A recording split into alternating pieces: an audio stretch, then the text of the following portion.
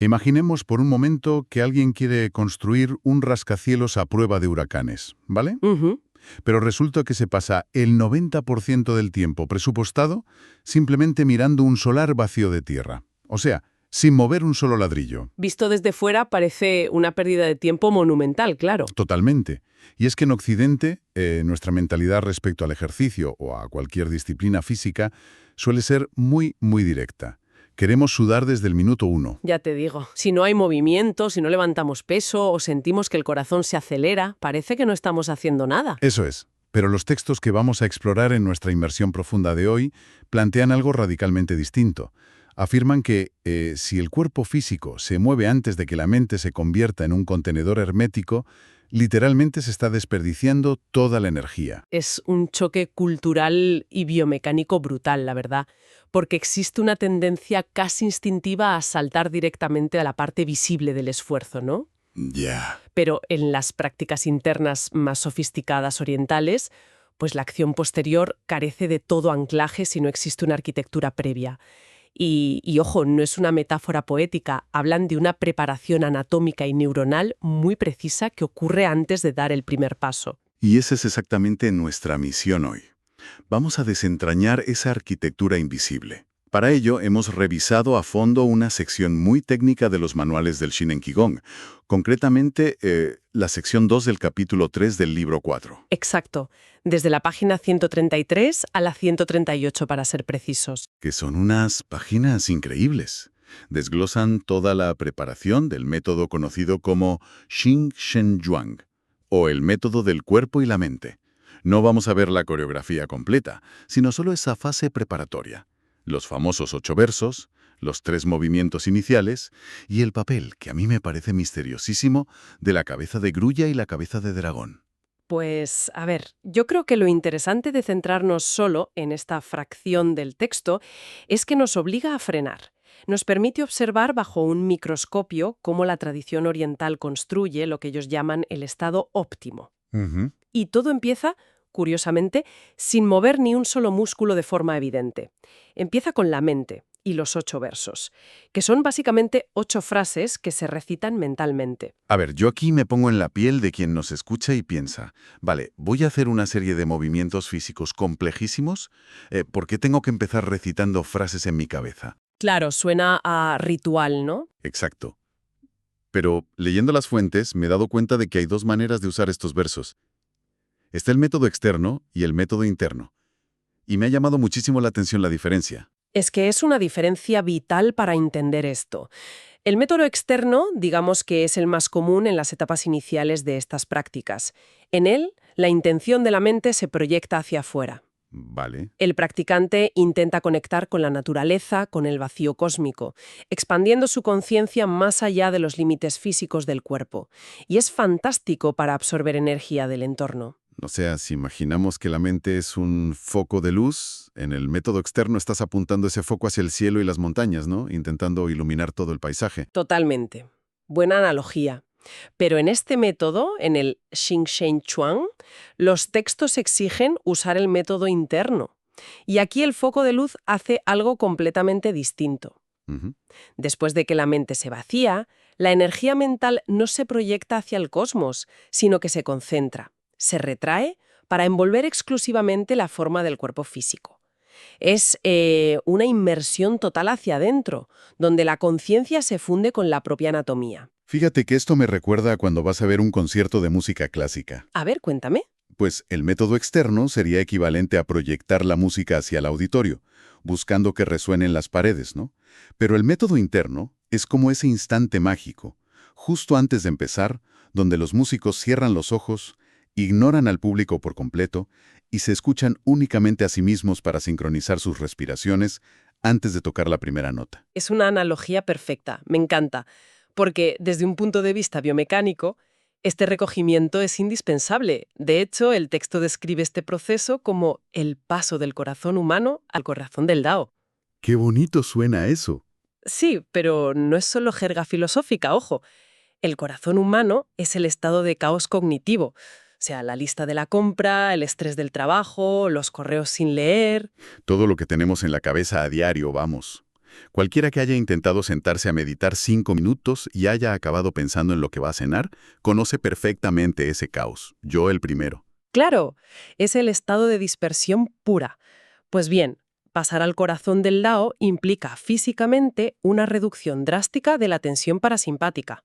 O sea, apagar la alerta. Exacto. Al enfocar la atención de forma tan restrictiva sobre el propio esqueleto y retirar los sentidos del exterior, el sistema nervioso deja de procesar amenazas o distracciones externas.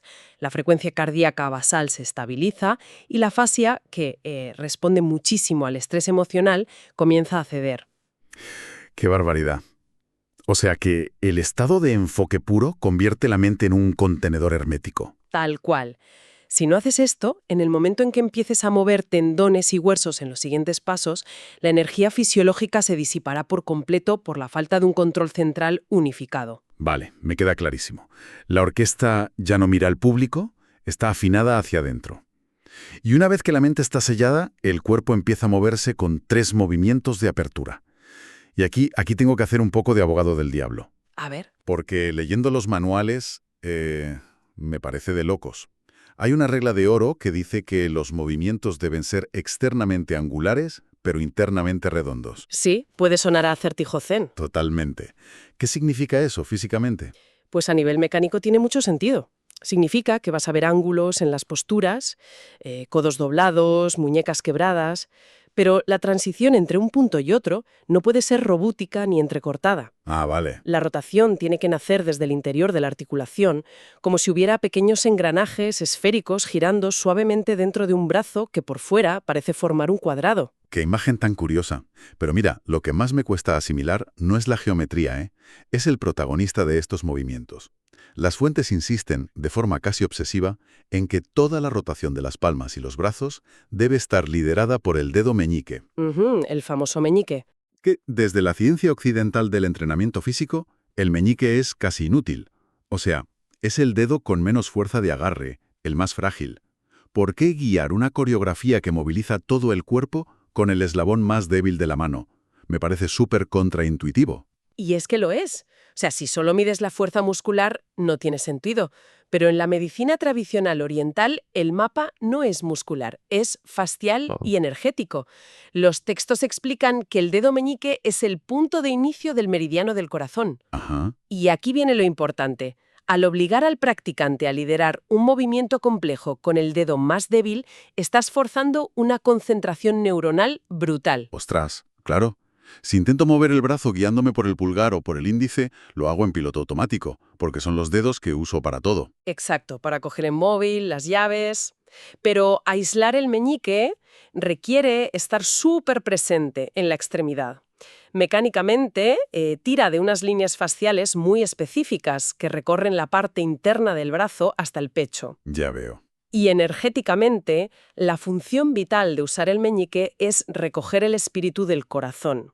En este paradigma, el corazón es la morada de la conciencia. Así que mover el meñique es como tensar físicamente las riendas de tu propia atención. Madre mía, qué fascinante. O sea, la propia debilidad física del dedo es exactamente lo que te obliga a estar neurológicamente presente. Eso es. Tiene todo el sentido del mundo. Vale, entonces, guiados por este meñique, empezamos a mover las manos. Las fuentes describen que el primer movimiento es: las palmas tiran y empujan hacia abajo, recogen energía, suben hasta la altura del ombligo y luego van hacia atrás para reflejar el primer gran punto anatómico, que es el migmen. Sí, el mingmen, también conocido como la puerta de la vida. Está en la zona lumbar, en la columna, justo a la altura del ombligo, pero por detrás. Y los manuales son hiperdetallistas aquí. Te dicen que las manos están a los lados de la cintura y los codos deben apuntar ligeramente hacia afuera. ¿Y por qué ese detalle de los codos? Quiero decir, ¿qué cambia si simplemente dejo los brazos caídos y los codos pegados al cuerpo? Cambia toda la mecánica de la espalda baja. Si pegas los codos, los omóplatos se juntan y la zona lumbar se comprime, se cierra. Vale. Pero al empujar los codos hacia afuera, expandes la caja torácica trasera y literalmente abres el espacio entre las vértebras lumbares, que es justo donde reside este punto mingmen. Físicamente estás quitando presión a la columna inferior y dirigiendo la atención hacia ese centro de reservas vitales. Es pura biomecánica, entonces. ¿Vale? Hemos anclado la zona lumbar, la base del tronco. Pero eso solo cubre la línea central del cuerpo, ¿no? ¿cómo hacemos que esta activación llegue a los brazos y a las piernas? Porque la periferia sigue estando, por así decirlo, desconectada. Pues para eso está el segundo movimiento. Aquí las manos suben desde la cintura y se deslizan hasta justo debajo de las axilas, en los costados. Y ojo aquí, el dedo meñique le cede el turno al dedo medio, Ujú. que apunta directamente a un punto llamado Dabao. Las axilas. Confieso que nunca en la vida había pensado en las axilas como un centro energético crucial. Ya, desde luego no tienen el glamour del tercer ojo, ¿no? Ya te digo. Pero los textos le dan una importancia monumental al Dabao porque es el gran conector. Es el punto principal del meridiano del bazo y controla absolutamente todos los canales colaterales del cuerpo. O sea, si fuera una red de carreteras. Si fuera una red de carreteras, los meridianos principales son las autopistas y el Daiba es el gran distribuidor de tráfico de todas las carreteras secundarias. Pero, a ver, ¿cómo funciona mecánicamente? Porque el manual dice que hay que visualizar que el dedo medio toca e incluso abre el punto. ¿Qué está pasando físicamente ahí debajo del brazo? Pues anatómicamente, esa zona de las costillas laterales está plagada de intersecciones fasciales y tejido conectivo denso. Al dirigir una intención muy aguda o incluso una presión hacia ese punto específico, no es magia, ¿eh? Estás estimulando mecánicamente una intersección que envía una señal al sistema nervioso. Vale. Es como pulsar un interruptor general que dilata los capilares y prepara el tejido conectivo de las extremidades. De hecho, los textos clásicos describen que al abrir el Dabao es súper común sentir un hormigueo que viaja por todo el cuerpo, y eso es señal de que la red secundaria se acaba de encender. O sea, es presionar el botón de encendido de la periferia. Me queda clarísimo. Y de ahí pasamos al tercer movimiento. Los brazos se extienden hacia adelante a la altura de la cara. Y otra vez encontramos una instrucción de geometría muy precisa, ¿eh? Brazos estirados pero con los codos empujando ligeramente hacia los lados, sin bloquear la articulación. Eso es fundamental para no cortar el flujo. Y aquí los dedos medios apuntan al entrecejo, al punto yin-tan. ¿Correcto? Y ese reflejo hacia el yin-tang dirige la atención directamente al centro neurológico, a la cabeza. Prepara la mente para liderar el cuerpo. Es literalmente como decirle al sistema nervioso central, atención, estamos en línea, listos para operar. Me encanta. Y el cierre de esta apertura es quizás la parte más visual de todo el proceso. Los brazos se abren en línea recta hacia los lados, suben trazando un arco por encima de la cabeza y luego bajan por el centro formando la típica postura de oración frente al pecho. Pero no se queda ahí la cosa. No, para nada. Las manos se separan, se deslizan por las últimas costillas y los pulgares presionan un punto llamado Jingmen, justo en la punta de la costilla flotante. Exactamente.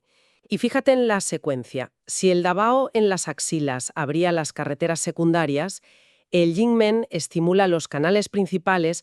Al presionar ahí, en esa última costilla, estás estimulando directamente el meridiano de la vesícula biliar y apoyando la energía de los riñones, que estructuralmente están justo debajo de esa zona. Claro. A ver, viendo el panorama completo de estos movimientos, me doy cuenta de que esto cambia radicalmente nuestro concepto de calentar. O sea, si yo voy a un gimnasio, el calentamiento consiste en subirme a la cinta de correr o, no sé, saltar a la comba. Buscamos fricción, calor, subir las pulsaciones a tope. Sí, agitar el cuerpo, básicamente. Exacto. Pero aquí, después de hacer todo este circuito, ombligo, lumbares, axilas, entrecejo, costillas, no hemos pegado ni un solo salto. No estamos sudando en absoluto. ¿Qué ha ocurrido entonces en la fisiología de la persona que practica esto? Pues lo que ha ocurrido es un proceso que los manuales definen maravillosamente como organización de la información. Me parece un término brillante. Organización de la información, me gusta. No se busca fricción ciega, se busca conductividad. Funcionalmente, este preámbulo tiene una doble misión. Primero, sincronizar el interior con el exterior, ordenando las capas faciales y musculares, pero sin agotarlas, sin gastar energía a lo tonto.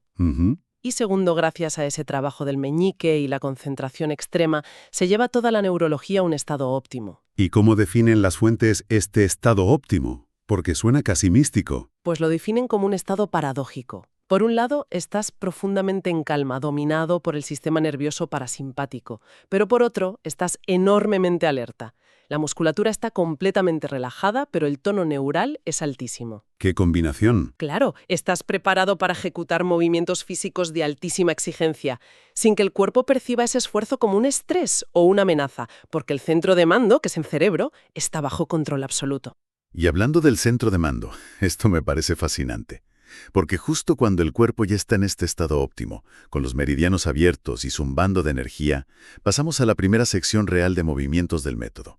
Y cualquiera pensaría, bueno, ahora empezamos a mover las piernas o la cintura. No, que son los músculos más grandes. Pues no. Pues no. La tradición nos lleva directamente al cuello y a la cabeza. Y lo hace encarnando a dos animales mitológicos, la grulla y el dragón. ¿Por qué empezar por la cabeza y el cuello? Las propias fuentes médicas lo justifican con una lógica aplastante. Te dicen que la corteza cerebral es la que controla todo el esqueleto. Así de simple. Claro. Si vas a exigirle geometrías súper complejas a los hombros, a las caderas, necesitas que el cableado principal de comunicación, que baja desde el cerebro por toda la columna, esté completamente despejado. Si el cuello está tenso o tienes las cervicales comprimidas, la señal eléctrica y facial hacia el resto del cuerpo llega con interferencias, llega distorsionada.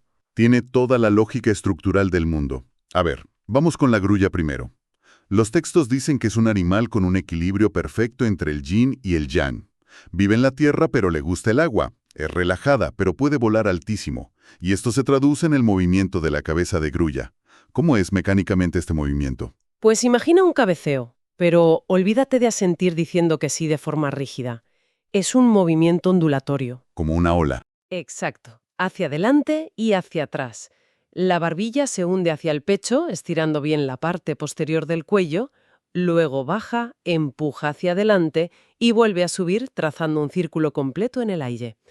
Y todo esto se hace usando la séptima vértebra cervical, que es la base del cuello como el pivote principal de todo el movimiento. Qué interesante. ¿Y qué impacto profundo tiene esa suavidad tan de ola? Pues a nivel anatómico, este bombeo mecánico moviliza directamente el pecho y la columna torácica superior. Y energéticamente, las fuentes indican que activa dos meridianos clave, el REN y el DU. Ajá. El DU sube por la columna y el REN baja por la parte frontal.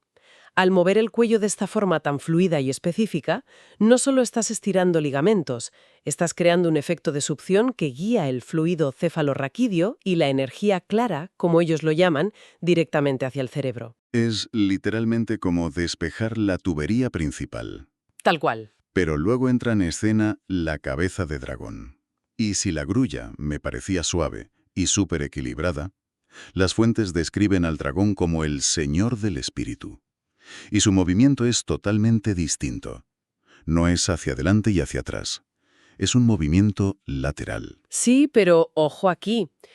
Los textos advierten 1000 veces sobre esto. No es un balanceo de izquierda a derecha como si fueras un metrónomo o, no sé, un perrito de esos de juguete que se ponen en el salpicadero del coche. Ya. Es un movimiento enormemente ágil donde la mente debe visualizar y trazar un símbolo de infinito o una letra S ascendente. Y lo trazas con los lados de la cabeza, unos puntos que los textos llaman poéticamente los cuernos del dragón verde. A ver, tengo que frenarte ahí un momento. Dime. Es que me cuesta creer que mover el cuello un poco en forma de infinito, así de un lado a otro, tenga un impacto tan masivo como sugieren los manuales. O sea, parece el típico giro de calentamiento de cuello de una clase de educación física del colegio. Ya, a primera vista suena exageración, te entiendo. Hasta que observas cómo está estructurada la cadena nerviosa alrededor de las cervicales. Vale. Al dibujar ese infinito con precisión, estás involucrando una rotación, una inclinación y un deslizamiento de cada vértebra cervical de forma secuencial. Una por una. Mecánicamente, este movimiento del dragón moviliza el meridiano de la vesícula biliar, el Shaoyang, que recorre los laterales del cuerpo. Ajá. Pero si lo miramos con ojos de la ciencia occidental, lo que estás haciendo en realidad es un masaje mecánico directo sobre el nervio vago y los ganglios cervicales. Espera, el nervio vago, o sea, el que regula todo el sistema de descanso y digestión, el que frena el estrés. Ese mismo. Fíjate qué fuerte. Al combinar la onda sagital de la grulla con la onda lateral y en infinito del dragón, Estás estimulando físicamente las raíces nerviosas que salen de la columna. El texto clásico lo describe como nutrir la corteza cerebral. Ostras. Pero en términos modernos, básicamente estás bañando tu sistema nervioso central en un tono parasimpático masivo. Le estás diciendo al cerebro, oye, estás a salvo, no hay peligro, puedes destensar toda la armadura del cuerpo. Me vuela la cabeza cómo se entrelazan estas visiones. Mientras hablabas, me venía a la mente una imagen para entender la dualidad de estos dos movimientos. Pensemos en el océano. A ver. La cabeza de grulla es la superficie del agua. Es amplia, serena, equilibrada, reflejando el cielo con un movimiento de oleaje predecible y visible, ¿no? Ujú. Pero la cabeza de dragón, con esos símbolos de infinito laterales, representa las corrientes submarinas, invisibles, superágiles, trazando caminos serpenteantes, y que están llenas de una fuerza latente que altera absolutamente todo lo que hay bajo la superficie. Es una analogía magnífica, porque piénsalo, sin las corrientes submarinas, la superficie del océano sería agua estancada. Cierto. Y viceversa, la corriente necesita la amplitud y el peso de la superficie para no ser puramente destructiva. Ambos movimientos son la base física y neuronal imprescindible. Es preparar el centro de mando antes de pedirle a una sola pierna que sostenga el peso de todo el cuerpo en el resto del método. ¡Qué barbaridad de viaje más revelador hemos hecho hoy! Hemos empezado hablando de cómo aislar la mente con el método interno de los 8 versos, bloqueando todo ese caos de nuestro corazón humano moderno. Sí. Luego, hemos desgranado una coreografía milimétrica donde cosas como presionar con el dedo meñique o rozar una costilla flotante son, en el fondo, herramientas de pura neurociencia envueltas en medicina tradicional. Totalmente. Y hemos terminado masajeando el centro de mando del cuerpo encarnando la superficie y las profundidades del océano a través de la grulla y el dragón. Es una ingeniería biológica fascinante. Y lo más loco de todo es que todo esto ocurre literalmente en la fase de preparación. Es la constatación definitiva de que la verdadera maestría sobre la materia a menudo reside en el trabajo invisible. La precisión de la intención importa tanto o más que lo amplio que sea el movimiento físico que haces. Y creo que esto nos deja con una reflexión final bastante provocativa para quien nos escucha. Pensemos en lo que acabamos de diseccionar, ¿vale? Hemos visto que la simple atención mental sostenida, combinada con micromovimientos como rotar las palmas, guiadas por un meñique, o simplemente ondular las vértebras cervicales, dibujando un infinito en el aire, tiene el poder documentado de reescribir la respuesta de nuestro sistema nervioso central. Ujú. Reduce el estrés masivamente y abre vías de vitalidad por todo el organismo. Es un poder de transformación asombroso con un esfuerzo aparentemente mínimo. Exacto. Entonces, si un movimiento impregnado de esta atención tan consciente transforma la estructura misma de nuestro cuerpo y mente de una forma tan profunda, resulta verdaderamente impactante y yo diría que casi aterrador pensar en nuestro día a día. Pensemos en la enorme, gigantesca cantidad de movimientos físicos que realiza un ser humano en un estado de completa y absoluta inconsciencia. La mayoría, diría yo. Caminar mirando el móvil, teclear compulsivamente con los hombros en tensión, encorvarse sobre una pantalla durante 8 horas respirando de forma súper superficial. Exacto. Si la geometría con intención nos enciende, como hemos visto con el Dabao o el Mingmen, cuánta energía, cuánta vitalidad y cuánto potencial biológico se está filtrando y perdiendo cada día al realizar nuestras tareas sin estar verdaderamente presentes dentro de nuestro propio esqueleto. Esta exploración que hemos hecho hoy no es solo un análisis de textos antiguos, es una invitación monumental a observar cómo habitamos y cómo tratamos segundo a segundo nuestra propia estructura.